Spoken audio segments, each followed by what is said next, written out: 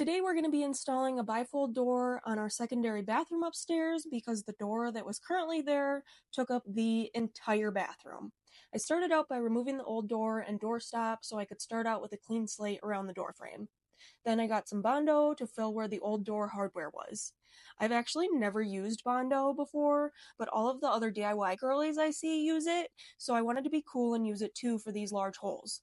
Why does nobody talk about how bad this stuff smells? I literally thought I was going to pass out from the fumes. I did a few coats of that and sanded them down to get everything smooth, and then I installed the top track for the door. After that, I put in the hinge hardware. You see how I'm banging it in with a hammer? Yeah, don't do that. The plastic pieces on this hardware break really easily. Thankfully, you can get basically all of the parts you need at the hardware store. Guess how I know this? Instead, take a wrench and tighten it onto the screw and use that to hammer in. I installed the hardware for the bottom of the door and then put it on.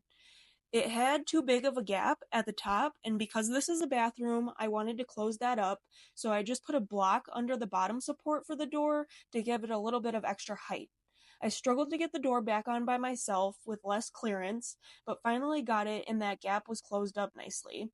The bottom of the door has no more of a gap than any of the other doors in the upstairs. Then I checked to make sure the reveal was the same all the way around the door and installed the handle.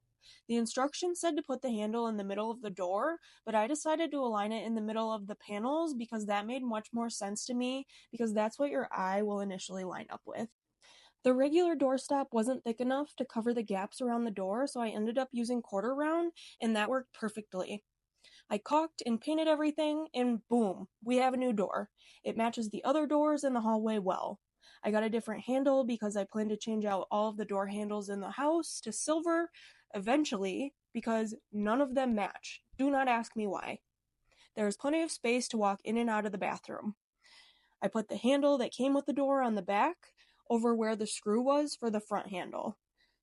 This gives you something to pull on when you're inside the bathroom. You may be wondering how I'm going to tighten the screw or change the handle if I ever need to, and the answer is that I didn't think of that when I did this. You can see there's a lot more usable space in the bathroom, and you don't have to stand in the corner to close the door anymore. There's plenty of space to walk by in the hallway when the door is open. The only other issue that I have is that because this is a bathroom, I would like some type of lock on the door. I got this sliding lock, but I'm not sure if I'm really feeling it.